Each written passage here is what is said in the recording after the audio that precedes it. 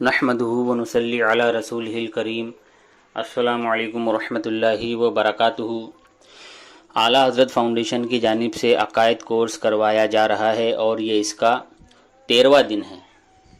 इससे पहले हमने कुफ्रिया कलिमात की 3 किस्तें हैं वो सुन ली। उम्मीद करता हूँ कि आपको समझ में आ गया होगा और आपने दूसरों तक भी इसको पहुँचाया होगा। आइए आज हम फौदगी मतलब जब किसी का इंतकाल हो जाता है तो इंतकाल के मौका पर कुछ ऐसे जुमले बके जाते हैं जो कुफ्रिया होते हैं। आइए उन जुमलों के बारे में हम बात करते हैं।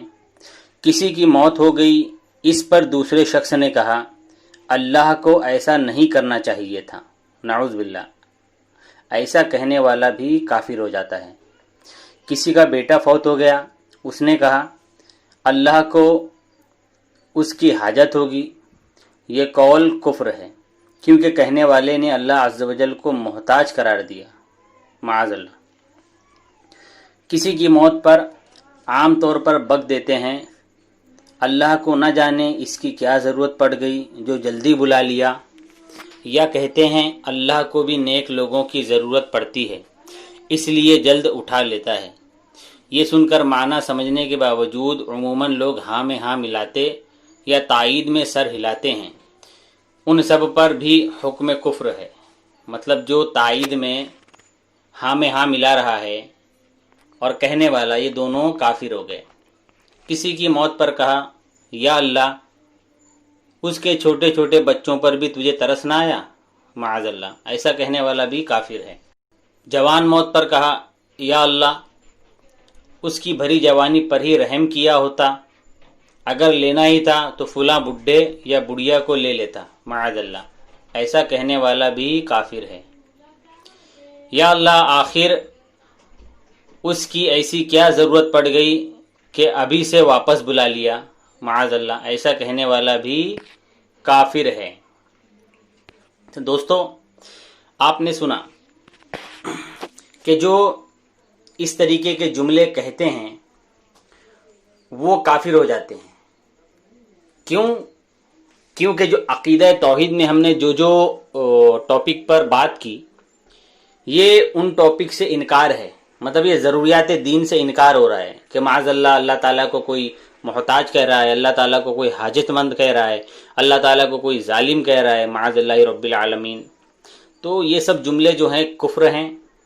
ये कुफ्रिया कलिमात का जो बयान है आप उसकी पूरी किस्तें सुनें, आप भी जहन में बिठाएं और लोगों तक इसको ज़रूर पहुंचाएं, क्योंकि हमारी आवाम में अक्सर व बेशतर ऐसे जुमले बोले जाते हैं। मैंने खुद अपने कानों से सुना है और कई लोगों को मैंने इससे मना भी किया है। तो आप लोगों की ये जिम्मेदारी बनती है कि जो हमारी आवाम में जहालत फैली हुई है उसको दूर करें। जहालत को दूर करने का तरीका ये है कि सबसे पहले हम खुद इल्म हासिल करें, अकीदे का इल्म हासिल करें, ज़रूरियात दीन से हम वाकिफ़ हों।